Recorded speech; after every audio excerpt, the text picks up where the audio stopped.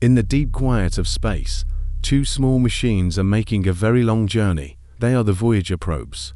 Launched in the late summer of 1977, they were designed to simply observe our local planets. Today, they have traveled further than any other human-made object. The concept of their journey is rooted in patience. Space is vast, and there is very little friction to slower-moving objects. Once the rockets pushed them out of Earth's gravity, they simply coasted into the dark. They have been coasting in quiet isolation for nearly half a century. As of this year, 2026, Voyager 1 is roughly 16 billion miles from Earth.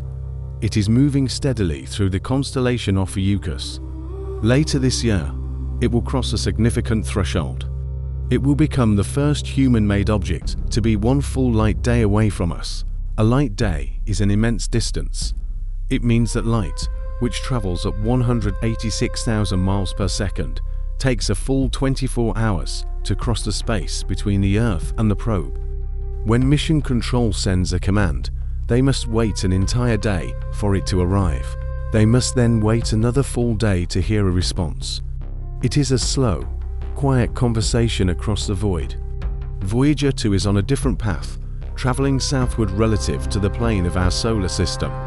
It is currently over 13 billion miles away, moving through the constellation Pavo.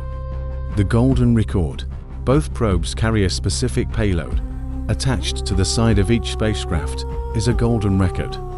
This phonograph record contains sounds and images selected to portray the diversity of life on Earth.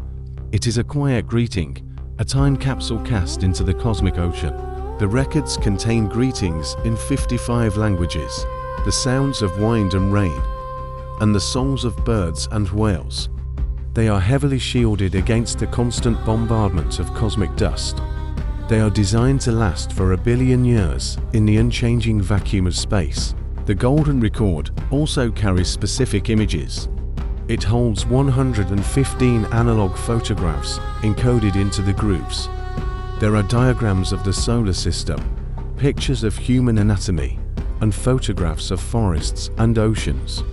It is a snapshot of our world in the 1970s. To play the record, a civilization would need to understand the instructions etched on its cover. These instructions are written in the universal language of mathematics and physics. They use the fundamental transition of a hydrogen atom of the basic unit of time and distance. This hydrogen diagram looks like two small circles connected by a line. It defines a specific frequency. Using this frequency, the instructions show how to construct an image from the audio signal. It is a logical puzzle designed to be understood by any advanced intellect. The planetary encounters, the early years of the mission, were focused on the gas giants. Voyager 1 reached Jupiter in 1979. It sent back the first detailed images of the planet's swirling atmosphere and the Great Red Spot. It observed the volcanic activity on the moon Io. Voyager 2 followed shortly after, using Jupiter's immense gravity to slingshot itself further outward. This technique, known as a gravity assist, allowed the probes to gain speed without using additional fuel. They borrowed a tiny fraction of the planet's orbital momentum. Next came Saturn. The probes navigated the complex system of ice and rock that makes up the planet's rings. They studied the thick, hazy atmosphere of the moon Titan. After Saturn, their paths diverged. Voyager 1's trajectory sent it upward, out of the orbital plane of the planets. Voyager 2 continued on to Uranus in 1986. It revealed a pale, featureless blue sphere rotating on its side. It discovered new moons and a faint system of dark rings. The probe then adjusted its course one final time, heading toward the furthest gas giant. In 1989, Voyager 2 arrived at Neptune. It found a dynamic, deep blue world with high-altitude clouds and incredibly fast winds. It observed the large moon Triton, noting geysers of nitrogen gas erupting from its freezing surface. This was the final planetary encounter. The interstellar mission. With their primary missions complete, both probes entered the interstellar mission phase. Their cameras were eventually turned off to conserve their fading electrical power. They no longer needed to look. Instead, they focused purely on feeling their environment. They use a variety of instruments to measure the magnetic fields, the sparse plasma, and the cosmic rays in their immediate vicinity. These instruments require very little power. They are powered by the slow decay of plutonium, their radioisotope thermoelectric generators. As the plutonium decays, the available electrical power drops slightly every year. Engineers on Earth carefully manage this dwindling supply. They turn off heaters and shut down redundant systems. They keep the probes functioning by maintaining only the most essential operations. In 2012, Voyager 1 crossed a boundary with the heliopause. This is the region where the solar wind, the stream of charged particles emitted by our Sun, is stopped by the interstellar medium. It marked the official exit from our solar bubble. Voyager 2 crossed this same boundary a few years later. Both probes are now fully immersed in interstellar space. They are surrounded by material expelled by ancient, dying stars millions of years ago. It is a completely different environment from the one where they were built. Engineering in the deep dark, the spacecraft itself is a marvel of resilience. The main antenna is a large, white dish measuring 12 feet across. This dish must be kept pointed precisely at Earth. If it drifts even a fraction of a degree, the communication link will be permanently broken. To maintain this precise alignment, the probes use small thrusters. These tiny engines fire in short, gentle bursts to correct the spacecraft's orientation. They use hydrazine gas as propellant. The computers calculate exactly when a small correction is needed to keep the antenna locked. Even the fuel lines for these tiny thrusters must be protected. If the lines freeze, the gas cannot flow. Heaters draw a tiny fraction of a watt to keep the temperature of the lines just warm enough. It is a delicate balance of thermal energy in an environment devoid of heat. The temperature outside the probes is incredibly cold, sitting just above absolute zero. Inside, small heaters keep the central computers warm enough to function. The computers themselves are ancient by modern standards, possessing less memory than a basic digital watch. Yet, these simple computers continue to execute their instructions flawlessly. They gather the data from the remaining sensors, package it into a faint radio signal, and broadcast it back toward the inner solar system. The signal is incredibly weak by the time it reaches Earth. The Deep Space Network. NASA uses the Deep Space Network to catch these faint whispers.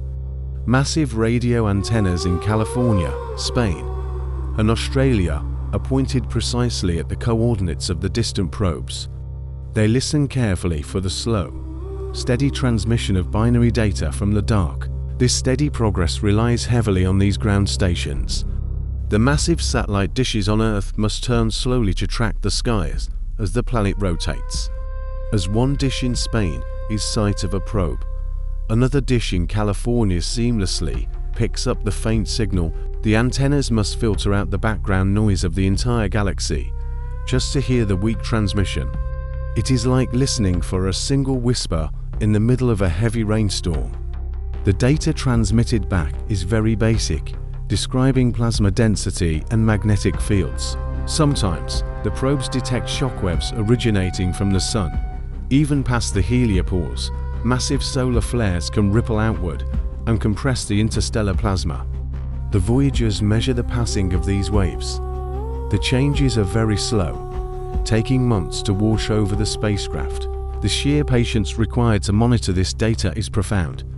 A scientist might spend an entire career waiting for a probe to reach a certain boundary. The mission moves at a glacial pace, dictated by the vast scale of the outer solar system. There is no rush, only steady progress. The final silence. As the years pass, this signal will inevitably fade. The power will fail, and the radio transmitters will go dark. When that day comes, there will be no alarm. The screens in mission control will simply cease to update. The probes will transition from active machines to silent monuments. The silence will be the final stage of their existence. Without heat, the instruments will quickly drop to the temperature of deep space. The small amounts of fuel will freeze solid. The computers will stop processing data. The quiet will be absolute, yet their structural integrity will remain completely intact. The aluminum frames and the titanium fuel tanks will not rust or degrade. There is no oxygen to corrode them, and very little debris to strike them. They will remain exactly as they were built, frozen securely in time. Their physical journey will not end. They will continue to coast outward at thousands of miles per hour. They are moving so fast that they have permanently escaped the gravitational pull of the Sun. They will simply drift through the Milky Way galaxy for eons. In roughly 40,000 years, Voyager 1 will pass relatively close to a star in the constellation Camelopardalis. Around the same time, Voyager 2 will pass near a star called Ross 248. They will not stop or enter orbit. They will simply glide quietly past. Over billions of years, the probes will orbit the center of the Milky Way, just like the stars themselves. Long after the Earth has changed, and long after the Sun has expanded and faded, the Voyagers will still exist. They will be perfectly preserved by the cold vacuum of space. They represent the furthest physical reach of human curiosity. They are a testament to careful engineering and the steady application of physics. Their journey is a quiet, permanent mark on the universe.